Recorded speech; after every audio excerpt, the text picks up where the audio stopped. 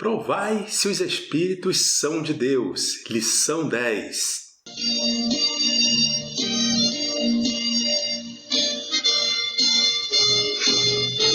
Eu sou o pastor Israel Silva, sou pastor, sou teólogo, sou economista e, sobretudo, sou servo do Deus Altíssimo.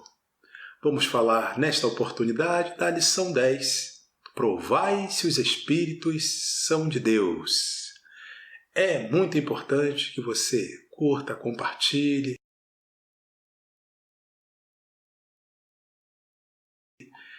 comente, se inscreva no canal e assim você abençoa e ajuda outras pessoas também a serem abençoadas.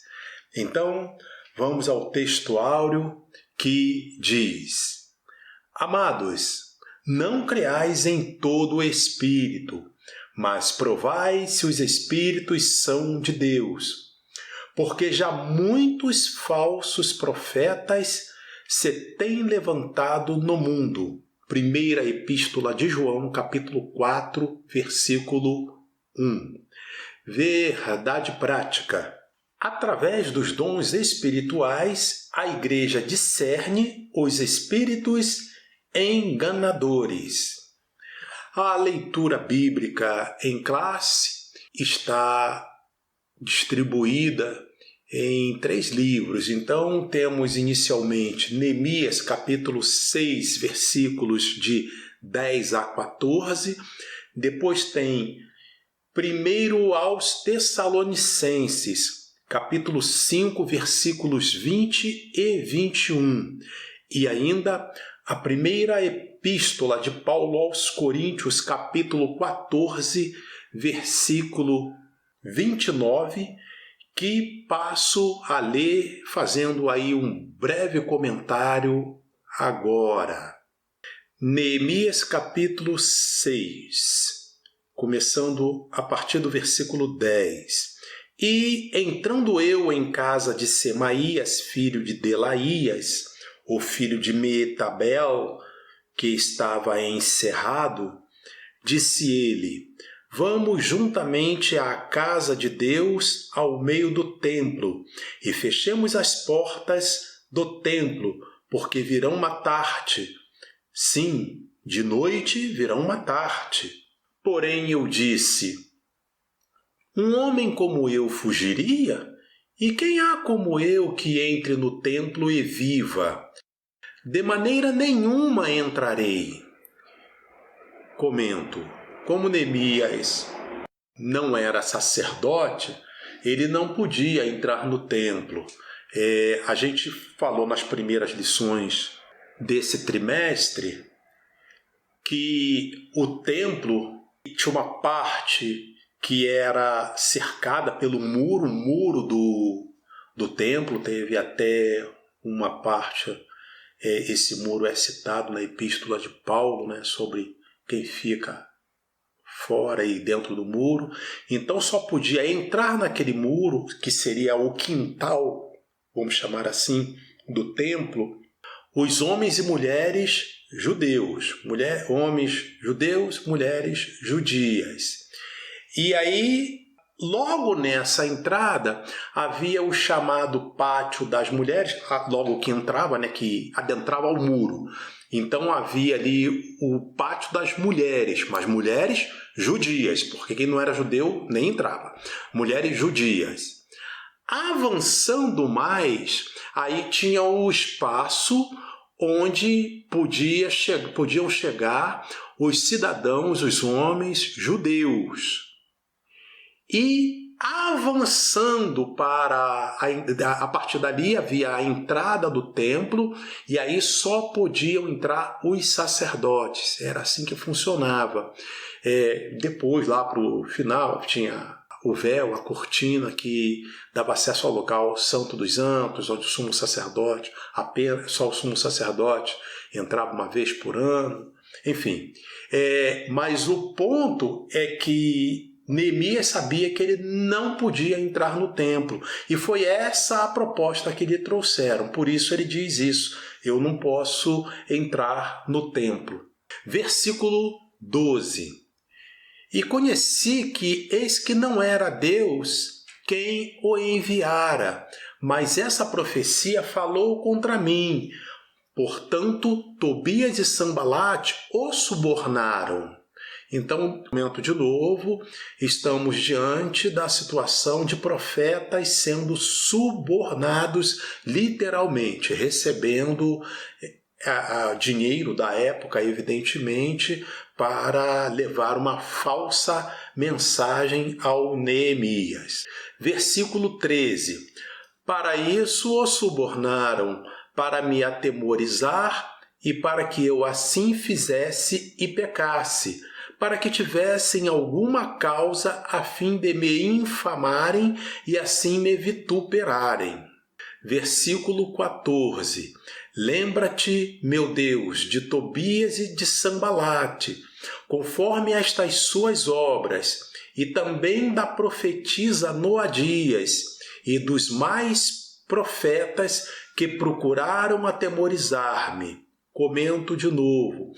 Então trata-se de Semaías, dizendo ter uma palavra de Deus, no versículo 10, que lemos acima, além da profetisa Noadias, dentre outros profetas, como termina este versículo 14, que ainda está aí no seu vídeo. Todos esses foram subornados. Primeira Epístola de Paulo aos Tessalonicenses, capítulo 5, versículo 20. Não desprezeis as profecias. Versículo 21. Examinai tudo, retende o bem. Primeiro aos Coríntios, capítulo 14, versículo 29. E falem 2 ou 3 profetas, e os outros julguem. O objetivo geral dessa lição é levar os alunos a refletirem sobre como discernir os espíritos e julgar a profecia. Você que me assiste não necessariamente é um aluno, né? Eu, com muito prazer, muita alegria e também com muito respeito pela responsabilidade que isso representa, recebo mensagens de alguns pastores que assistem essa aula para se edificarem, enfim, e isso tudo para a glória de Deus. Então, quando eu li aqui você levar os alunos, evidentemente você que está mais acostumado com nossas lições, com nossos vídeos, você sabe que quando eu dou essa viradinha aqui, geralmente eu estou lendo no computador e eu leio, na maioria das vezes, o texto literal da revista, do que escreveu o autor da revista. Então, o objetivo seria assim, levar as pessoas que estão assistindo a refletirem sobre como discernir os espíritos e julgar a profecia.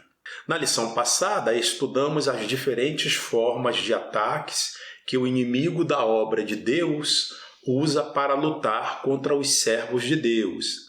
Vamos dedicar esta lição ao estudo de como o inimigo ataca por meio dos falsos profetas.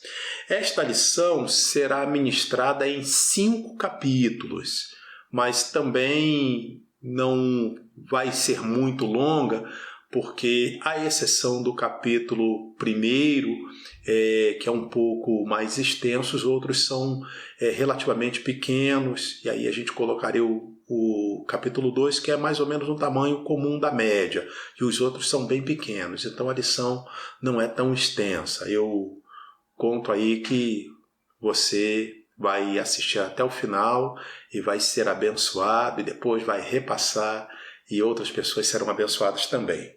Então, capítulo 1, cuidado com os falsos profetas. Capítulo 2, a Bíblia revela a existência dos falsos profetas. Capítulo 3, devemos julgar as profecias. Capítulo 4, Por que devemos julgar as profecias? E capítulo 5, como devemos julgar as profecias. Então, sem mais delongas, vamos ao capítulo 1. Cuidado com os falsos profetas. Os samaritanos observaram que os judeus davam muito valor à palavra dos profetas. Lembravam-se dos profetas Ageu e Zacarias, os quais profetizavam com tanta graça que a construção do templo, que havia estado parada por 15 anos, recomeçou imediatamente e continuou até a inauguração da casa de Deus. Por ocasião da construção do muro, a comunicação entre judeus e samaritanos estava interrompida. Bem, a obra começou e parou, como vimos nas lições anteriores, mas é importante você ter em mente que esse texto que lemos, a parte referente a Neemias, se dá quando Neemias está liderando o povo de Israel, o povo de Judá, para a reconstrução dos muros da cidade de Jerusalém. Então, para você entender esse contexto do que foi falado aqui, a obra começou, a obra parou, levou 15 anos, então vamos lá. Quando houve a permissão do rei Ciro, que foi o rei que venceu o Império Babilônico, e ele deixou ir o povo, libertou o povo de Israel que estava cativo na Babilônia e havia ficado lá por 70 anos. Então, essa foi uma primeira geração e que veio para Judá, liderada por Zorobabel. E essa obra, ela começou, mas houve ali algumas tribulações e essa obra parou. Então é isso que o escritor da lição está dizendo, ficou parada por 15 anos. Passados 15 anos, uma segunda geração, ainda liderada por Zorobabel, ela retoma a construção do templo. Só que nessa segunda vez, havia também a participação do sumo sacerdote Josué. E esse aí é que recebeu a mensagem de Zacarias de que suas vestes estavam manchadas. E em algumas lições anteriores, a gente lembrou que é um sentido figurado, mostrando na Bíblia quase sempre nesse sentido. Vestes manchadas ou vestes sujas significa pessoa em mau estado espiritual. E vestes limpas significa a pessoa em bom estado espiritual. Então, lembrando que nessa segunda oportunidade, que aconteceu 15 anos depois da primeira, havia este cenário. Eles concluíram a construção dessa segunda casa, é conhecido, né, como a glória da segunda casa, é um texto bíblico realmente, e tem o hino, né, a glória da segunda casa será maior que a da primeira. Pois é, passado esse período, aí vai-se alguns anos, e algumas pesquisas indicam que dá um total, desde a primeira geração até essa geração de Neemias, de 80 anos. Então, que chega Neemias agora liderando uma terceira, podemos dizer, geração para a reconstrução dos muros de Jerusalém. Então, esse texto, a parte de Neemias que a gente leu, é Neemias liderando o povo para fazer a reconstrução dos muros e das portas que havia nos muros da cidade de Jerusalém, e ele está sendo ali atrapalhado, está sendo ali até ameaçado, está sofrendo grandes pressões, os opositores chegam a subornar profetas para profetizarem coisa errada para Neemias. Eles fazem de tudo, são chamados de samaritanos, também já explicamos, né? Porque quando os judeus vieram da Babilônia, encontraram ali em Jerusalém uma grande quantidade de pessoas de várias etnias, pois o Império Assírio ele havia distribuído pessoas, levado pessoas de Israel para fora e botado pessoas de fora para ali. E como eles eram, na maioria, idólatras, então acabou que pegou esse nome de samaritanos. Samaritanos é um pátrio, é um derivado de Samaria, e Samaria, nos dias ali do rei Acabe, na verdade a cidade é fundada pelo pai do rei Acabe, ela foi capital do reino do norte. Aí pega esse nome. Então, samaritanos eram chamados essas pessoas. Quando chegaram os judeus, vindo da Babilônia, já encontrou ali um remanescente de pessoas. Tinha alguns de descendência biológica judaica também, mas era tudo misturado com pessoas que não eram judias. Os judeus recusavam as propostas de cooperação dos samaritanos e não aceitavam as visitas deles. Em vista das constantes recusas das suas ofertas de amizade, os samaritanos procuraram então influenciá-los por meio de profecias. Tobias e Sanbalate conseguiram subornar alguns profetas, entre eles a profetisa Noadias, a fim de atemorizar Neemias, dizendo que ele estava em perigo de morte e deveria fugir para dentro do templo, para assim salvar sua vida. O exemplo deixado por Balaão prova que qualquer profeta que aceita suborno ou recebe dinheiro para profetizar é um falso profeta. Devemos ter cuidado a fim de que os falsos profetas não encontrem guarida em nossas igrejas e sequer na tua ou na minha casa. Nós citamos aqui Balaão e antes que você pergunte quem é esse, então temos que separar as coisas, né? Nós estamos aqui nos dias de Neemias e Balaão é lá dos dias de Moisés.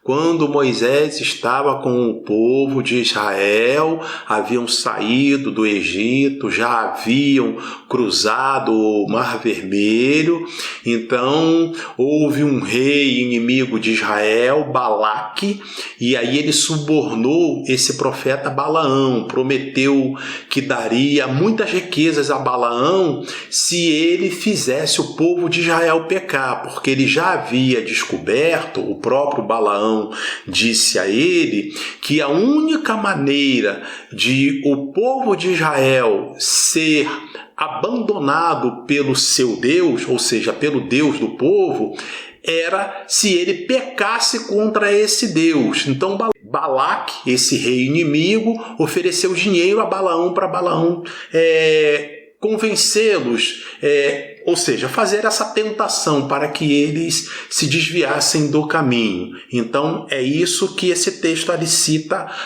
rapidamente. Balaão, ele recebeu o dinheiro para tentar, é claro, para você ficar logo com a história completa, claro que não surtiu efeito, e aí depois tem aquela passagem da mula de Balaão, a mula falou para ele, quando ele estava espancando a mula, porque a mula, Deus abriu os olhos da mula e a mula viu o anjo com uma espada desembainhada à frente do caminho, ela não queria passar, e todo esse contexto. Mas isso acontece alguns séculos antes da geração de Neemias. Neemias tinha o dever de examinar a profecia recebida, e ele o fazia. Em primeiro lugar, estranhou a ordem de fugir. Abro aspas, um homem como eu fugiria? Fecho aspas. Além disso, ele observou que não tinha o direito de entrar no templo, uma vez que não era sacerdote. Já expliquei isso. Compreendeu facilmente que tudo não passava de um ardil de Tobias e Sambalate para atemorizá-lo e seduzi-lo a pecar. Assim, concluído o exame da profecia, Neemias pôde dizer, abro aspas, conheci que não era de Deus, fecho aspas. A síntese desse capítulo 1 é: a palavra dos profetas era valorizada em Judá. Nesse sentido, Neemias tinha o dever de examinar a profecia recebida. Capítulo 2. A Bíblia revela a existência dos falsos profetas. Vamos mencionar 4 casos de falsa profecia no Antigo Testamento. Primeiro caso, o trágico exemplo relatado em 1º livro dos Reis, capítulo 13. Um fervoroso homem de Deus. Esse caso é a história do início do Reino do Norte. Israel era um só povo e assim perdurou durante o tempo do rei Saul, depois do rei Davi, depois do rei Salomão, filho de Davi. E após o rei Salomão, nos dias do rei Roboão, houve a divisão do reino. Aí, atendendo a profecia, Deus já havia falado até para o próprio Salomão que ia fazer essa repartição, porque Deus não se agradou de certas coisas que Salomão praticou. E houve então essa separação e inicia o Reino do Norte com 10 tribos e o Reino do Sul com 2 tribos. O Reino do Norte ficou se chamando Israel, é esse que lá na frente vai ter como parte a cidade de Samaria, e essa cidade de Samaria passa a ser capital do Reino do Norte. O Reino do Sul ficou se chamando Judá, e ele era composto por apenas 2 tribos, a tribo de Judá e de Benjamim. Esse reino do sul, a parte de Judá, onde Roboão ainda continuou reinando, ele, ao longo da história, depois de Roboão, foi alternando entre reis bons ou maus do ponto de vista daquele que servia a Deus ou se corrompia com a idolatria. Mas no Reino do Norte, eles foram todos reis maus nesse sentido, dados a idolatrias. E o primeiro dele, até eu costumo dizer que é o rei que abre as portas, que escancara as portas da idolatria no Reino do Norte, é justamente o primeiro, que é Jeroboão. Então, olha só, precisa entender isso. Quando acontece a repartição de Israel, do que era o reinado de Israel, o Reino do Sul passa a ser governado por Roboão e o Reino do Norte por Jeroboão. Muito bem, Jeroboão muito idólatra.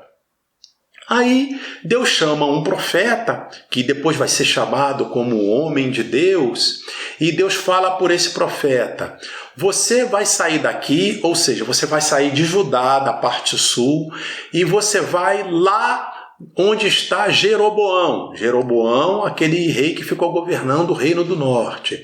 Você vai até lá, mas tem o seguinte: você vai por um caminho, volte por outro, e se você encontrar alguém, não saúde, e se alguém te saudar, você também não responda. Não coma, não beba nada, não entre na casa de ninguém. Vá até lá, entregue a minha mensagem e retorne. E aí ele sai, esse homem. E ele chega lá no altar que Jeroboão havia feito, e ali ele sacrificava pessoas, e ali ele botava falsos sacerdotes para cultuar toda a divindade, enfim, e ele chega ali, ele faz uma profecia, se dirigindo ao altar, falando para o altar: altar, altar, assim diz o Senhor, você vai se fender, vai rachar, e as cinzas que tem aí cairão dentro desse altar. E falou uma série de coisas, e Jeroboão assistindo. Quando ele parou de falar, Jeroboão fez menção, não gostou da profecia, e fez menção de atacar aquele profeta. No que Jeroboão fez isso, a sua mão secou, diz a Bíblia. E Jeroboão então temeu. Ele falou: e agora, pensando consigo, e agora ele realmente é homem de Deus? E aí, aparentemente, ele se humilhou e disse: ora, homem de Deus, ore ao Senhor para que minha mão seja restituída, porque ele não conseguia, mal ele conseguia se mexer com a mão que tinha ficado ressecada, só quando ele fez menção em tocar no homem de Deus. E assim aquele homem de Deus orou ao Senhor, Jeroboão teve sua mão restaurada, e aquele homem se prepara para voltar, para ajudar.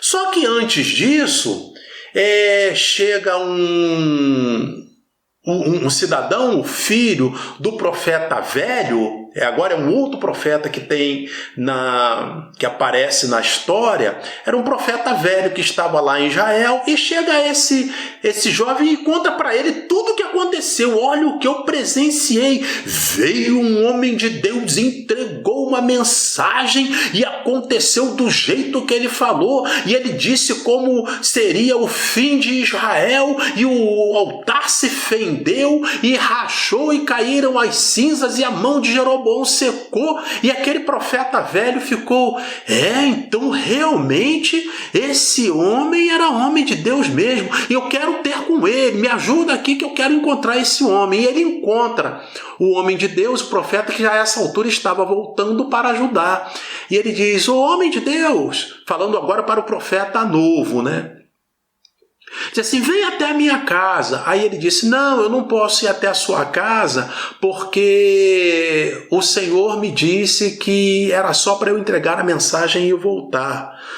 Observe que ele já está se estendendo, né? Porque a palavra era para ele não saudar a ninguém, e se alguém o saudasse, ele sequer respondesse. Então, quando esse profeta velho falou com ele: alô, homem de Deus, não era nem para ele ter respondido, era para ele continuar em seu caminho e seguir em frente. Mas no que ele começa a falar, ele começa a sair também da direção de como o Senhor havia dado a instrução, o Senhor Deus havia dado a instrução. Aí esse profeta velho diz assim: olha, vem até minha casa para comer um pouco de pão, porque o Senhor também me falou que você pode fazer isso.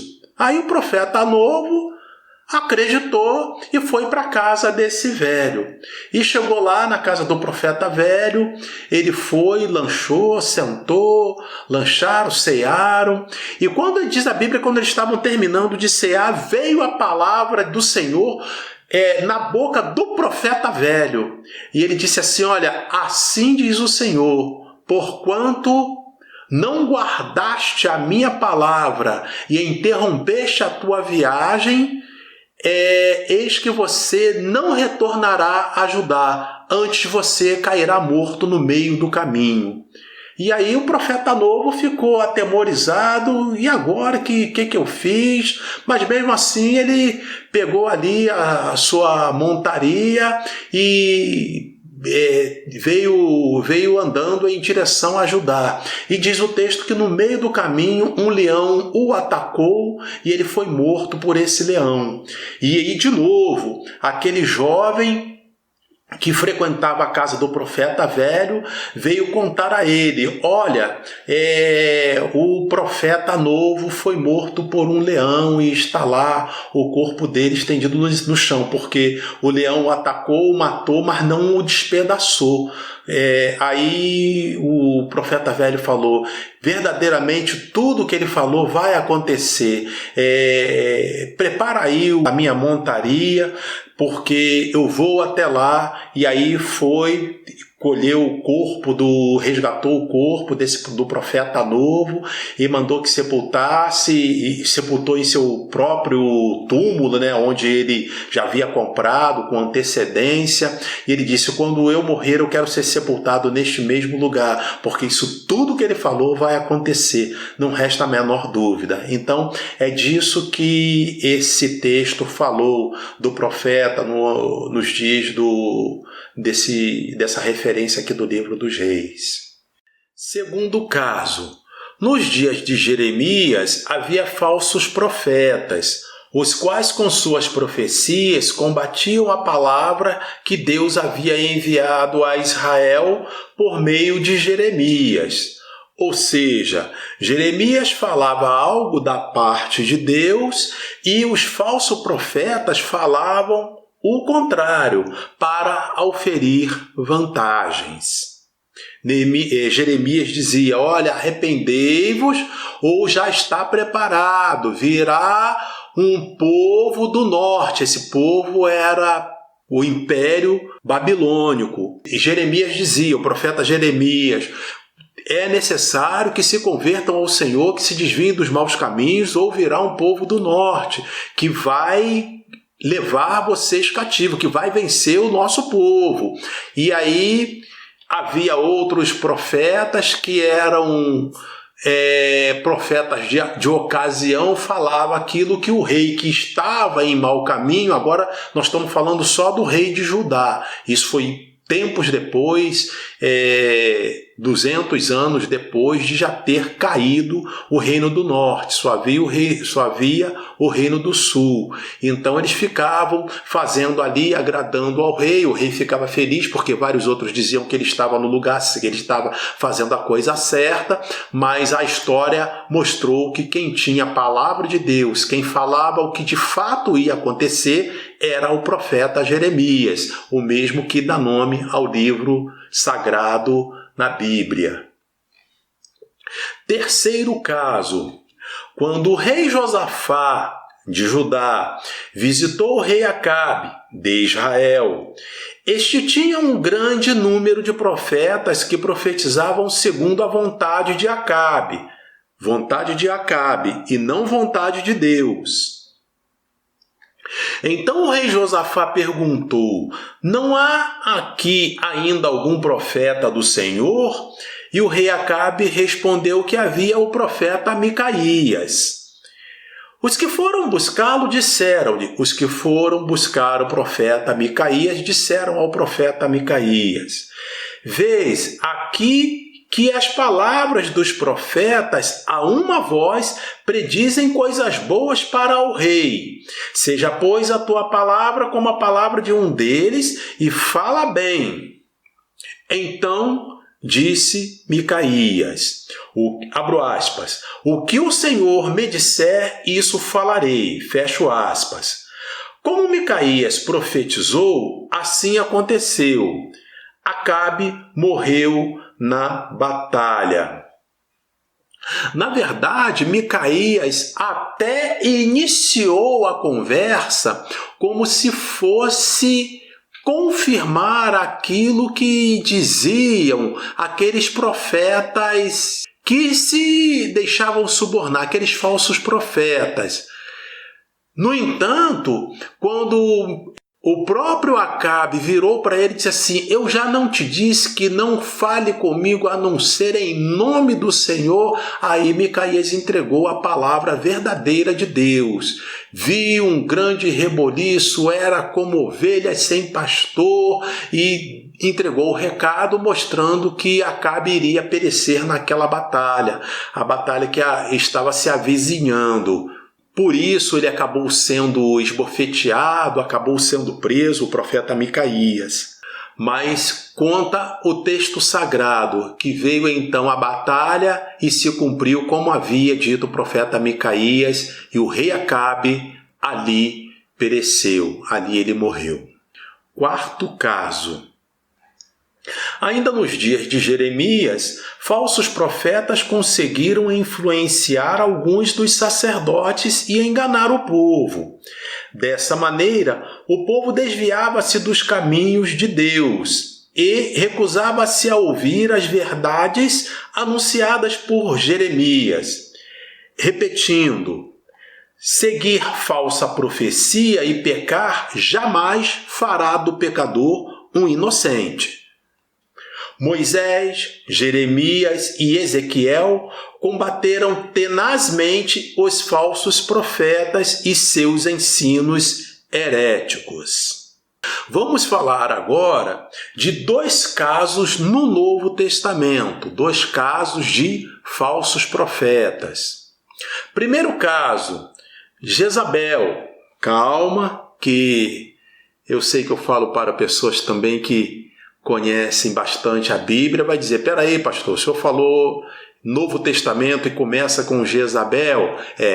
De fato existiu a Jezabel, que foi esposa daquele rei que eu citei aqui, rei Acabe, mas agora nós estamos falando da Jezabel, que é mencionada na 4ª carta que é escrita no livro de Apocalipse e que é endereçada essa carta à igreja de Tiatira. Então é dessa Jezabel que a gente vai falar agora.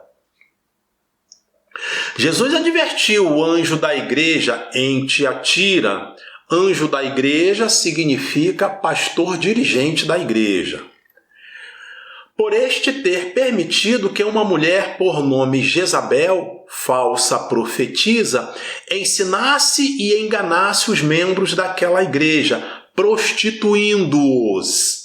Essa expressão usada na Bíblia, ela pode se referir tanto à prostituição no sentido sexual, como pode significar também a linguagem figurada de levar as pessoas a adorar ídolos, levar as pessoas para a idolatria, ou as duas coisas juntas.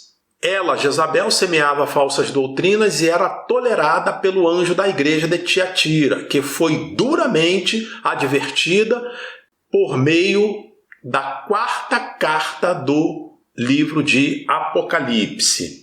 Segundo caso, a Bíblia adverte que nos últimos tempos aparecerão falsos profetas.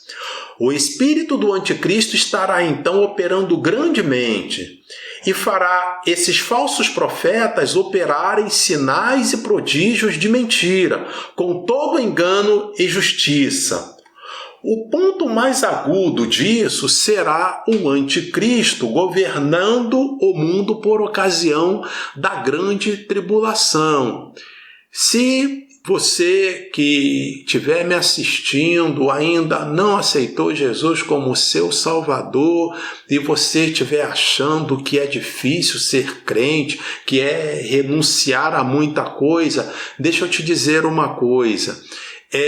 Não é nem sombra da dificuldade que terão as pessoas que desejarem se converter por ocasião da grande tribulação. Após o arrebatamento da igreja, vai iniciar o período da grande tribulação e vai sobressair no planeta o grande líder mundial, o anticristo. E ele vai fazer com que todas as pessoas adorem a besta. E quando isso acontecer, quando alguém fizer o sinal da besta, estará definitivamente fora do reino dos céus. E as pessoas que não aceitarem o sinal da besta serão enormemente perseguidos e por fim serão mortos, com mortes violentas, para que só assim consigam a salvação. Então, se você acha que é difícil agora, não pode nem ser comparado com o que vai acontecer com a geração dos irmãos que vierem a ser salvos por ocasião da grande tribulação. Por isso, o bom é aceitar Jesus agora. A síntese do tópico 2 é: tanto no Antigo quanto no Novo Testamento, a Bíblia revela a existência de falsos profetas. É preciso discernimento espiritual para não cair no engano. Capítulo 3. Devemos julgar as profecias? Deus quer a sua igreja revestida com todos os dons do Espírito Santo. A igreja em Corinto deve ser o nosso exemplo nesse sentido. Paulo dirigiu-se a ela, ou seja, à igreja de Corinto, dizendo que nenhum dom lhe faltava. O conselho bíblico para nós é, abro aspas, segui o amor e procurai com zelo os dons espirituais, mas principalmente o de profetizar, fecho aspas.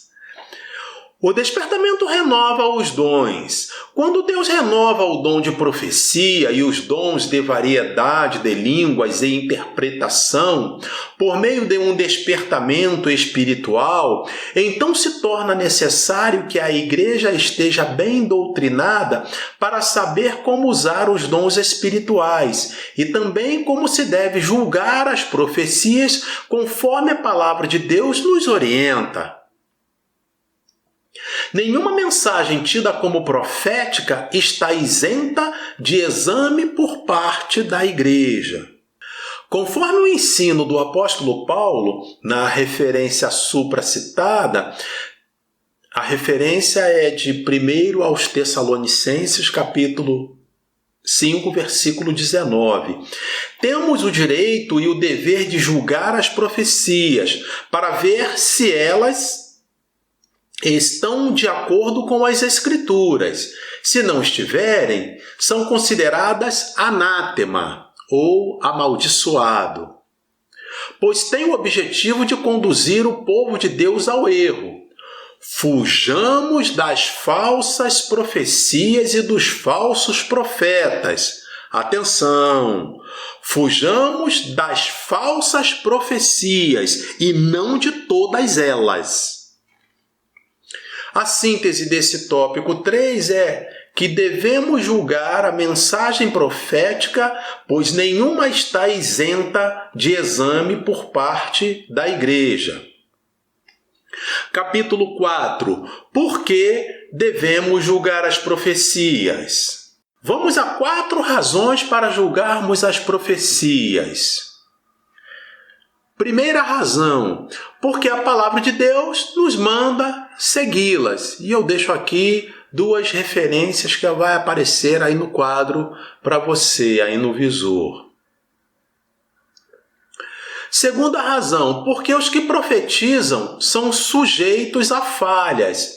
Mesmo que a mensagem venha de Deus, pode acontecer que o ser humano esteja falhando e a transmissão da mensagem seja prejudicada por esta razão. Terceira causa, porque pode haver conhecimento prévio dos fatos. Quando o que profetiza conhece os problemas da pessoa para quem está profetizando, pode haver o perigo de que a sua opinião pessoal venha a influenciar o conteúdo da mensagem. A Bíblia diz, abro aspas, que tem a palha com o trigo, fecho aspas. A mensagem pode ser um produto da opinião daquele que profetiza. Temos na Bíblia um exemplo, quando o profeta Natã entregou por conta própria uma mensagem profética entre aspas, ao rei Davi. Porém, Deus mandou que ele corrigisse a palavra dada. Isso aqui eu posso explicar em rápidas palavras. Davi chegou para esse profeta Natã, foi o mesmo que havia profetizado a Davi que ele haveria de pagar caro pelo pecado, no caso, cometido contra Betseba e o seu marido Urias, né? Davi cometeu o adultério e mandou assassinar o então marido de Betseba.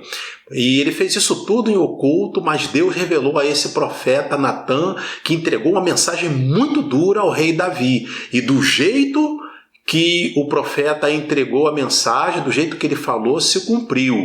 Então, passado já bastante tempo, Davi já está bem mais velho, e Davi então chega para o profeta e diz assim: olha, eu vou edificar uma casa ao Senhor. De que Davi estava falando? Todo o povo havia saído de Israel, havia construído tabernáculos, e depois o povo ficou durante séculos enfrentando guerras e não conseguia fazer uma casa. O que ele chamava de uma casa ao Senhor era um templo.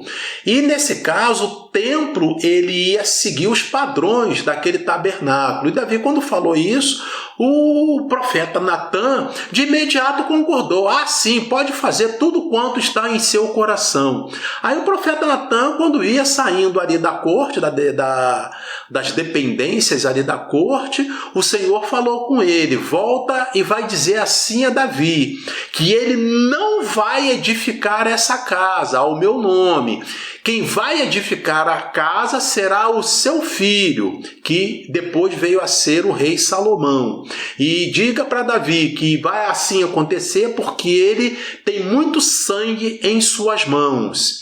E essa foi a palavra que Natã entregou a Davi, e Davi aceitou. Davi era um homem que, sujeito a muitas falhas, o rei Davi, ele sujeito a muitas falhas, mas ele tinha grandes qualidades, e uma delas que ele tinha uma capacidade de se arrepender, de reconhecer o erro, de procurar o conserto rápido com Deus, muito grande. É muito louvável, é algo que poucas vezes se fala, talvez até você nunca tenha ouvido, que eu não me lembro de ter ouvido outra pessoa falar isso. Não estou dizendo que ninguém falou, eu digo que eu não me lembro de ter ouvido. Pode ter falado em outro lugar, pode ter falado em algum lugar que eu não me lembro mesmo, mas eu não me lembro.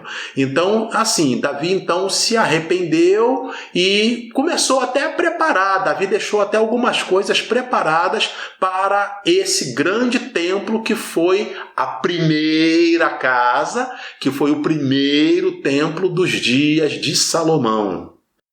Então, a quarta razão: existe a possibilidade de que o profeta, ao enunciar a mensagem profética, esteja sendo influenciado por um espírito maligno, disseminador de mentiras. Lemos sobre isto em 1º livro dos Reis, capítulo 22.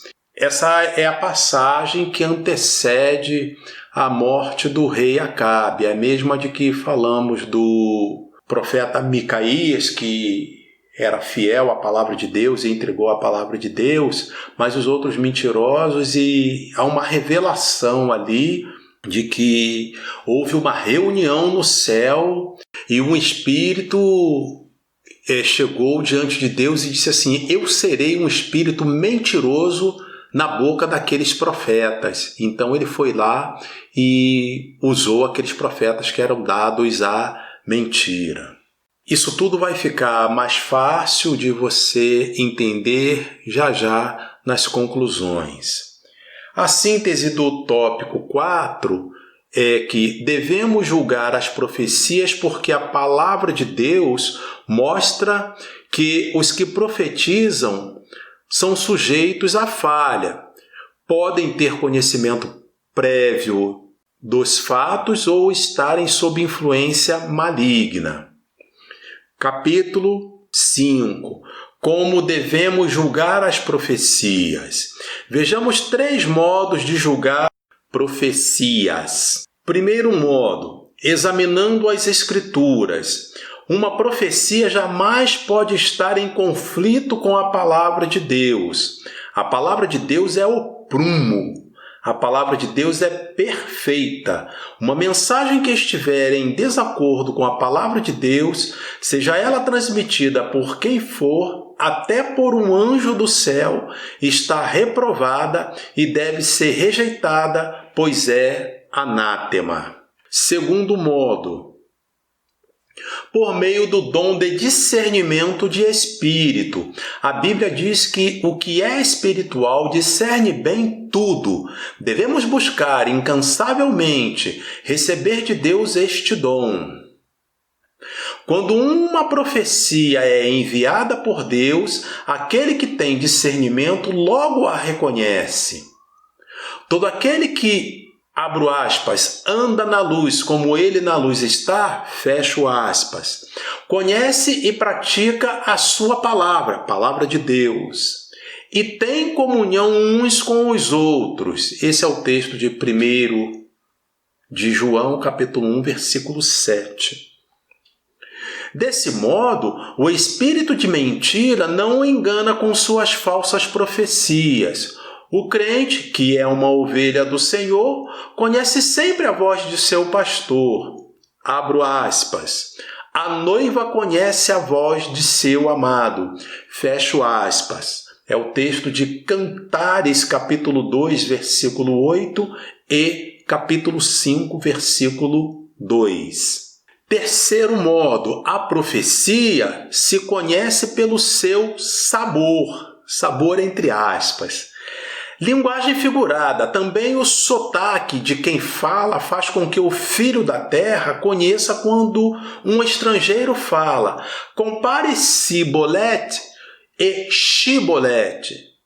Ao pronunciar, ficou evidente quem era ou não do lugar. Essa é a história que está no livro de Juízes, quando o povo estava preocupado com a presença de estrangeiros espiões misturados ao povo. Então eles sabiam que havia uma diferença de linguagem, e a maneira deles então interrogarem as pessoas era dizer: fala Sibolete. Aí, quem era do lugar falava corretamente, Sibolete. Quem não era do lugar falava Shibolete. Ele já sabia que era um estrangeiro, então separava para que o povo não sofresse ataques. Finalmente, os que são perfeitos têm, em razão de costume, os sentidos exercitados para discernir tanto o bem como o mal. Esse ser perfeito aqui é muito bom ter em mente. Se refere à igreja do Senhor ou, no máximo, numa reunião de santos. Vai naquela mesma linha do que eu já falei em algumas lições. A igreja do Senhor é perfeita. A igreja reunida, ela é perfeita. Então, é disso que está se falando aqui. Perfeitos é aquela reunião das pessoas que estão em Cristo. Não há nenhum amparo bíblico para que uma pessoa individualmente seja chamada de perfeita. Não se deve chamar a si próprio, nem devemos chamar uma pessoa individualmente. É a igreja, é o grupo, é o corpo de Cristo que é perfeito. A síntese do tópico 5 podemos julgar a profecia por meio das Escrituras Sagradas e do dom de discernimento de espíritos. Vamos concluir esta lição com 7 mensagens. Lembrando que na Bíblia 7 é o número da perfeição de Deus. Então, para você que gosta do ensino das Escrituras, é bom você ir se acostumando também com o linguajado bíblico. Na Bíblia, 7 é o número da perfeição de Deus. Em 7 dias Deus criou o mundo, 7 são as cartas às 7 igrejas do Apocalipse, 7 são os Espíritos de Deus e assim por diante. Tem muita coisa associada ao 7 na Bíblia. Número 1. Há cristãos que desvalorizam e dizem não escutar profecias. Alguns chegam até a duvidar que Deus possa assim usar alguém. Outros desvalorizam a profecia pelo risco de ela não ser de Deus. Estes seriam coerentes se não utilizassem os serviços de médicos, advogados, engenheiros, pilotos de avião, por já terem ouvido notícias de erros graves de alguns deles. Número 2. Quando as profecias são provadas, o conceito e a consideração dos dons espirituais são conservados. Deste modo, a sã doutrina é preservada de qualquer influência e erros humanos, e o Espírito Santo tem liberdade de usar os seus servos conforme a sua soberana vontade. Número 3. Quando provamos as profecias, estamos em condições de corrigir e doutrinar a pessoa se ela tiver usado erroneamente o dom de profecias. Assim, doutra vez, ou a pessoa dará lugar ao Espírito Santo e irá usar o dom profético de modo correto, ou ficará em silêncio, conforme o caso. Mas atenção, cuidado com a soberba de falar do que não conhece, ou para o que não está espiritualmente preparado, pois está escrito, abro aspas, a soberba precede a ruína, fecho aspas. E também, abro aspas, e ele mesmo deu. Quem foi que deu? Deus deu. Uns para apóstolos e outros para profetas e outros para evangelistas e outros para pastores e doutores, ou mestres, conforme a tradução. Fecho aspas. A cada um desses ministérios acompanha um alto preço que o recebedor paga. Se você recebeu um desses dons, parabéns e graças a Deus. Se não recebeu, não há demérito algum, apenas lembre-se de que Deus honra seus vasos quando andam no Espírito. Na dúvida, não ultrapasse, ou seja, permaneça em silêncio na dúvida. A quarta mensagem. Não se deve julgar a profecia pelo porte cultural ou aparente do profeta. A palavra de Deus é uma mensagem que passa pelo decodificador, o profeta. Esse é humano e, como Deus não faz acepção de pessoas, pode ser de pouca cultura ou pouco recurso literário ao falar. De que eu estou dizendo, que eu estou querendo dizer?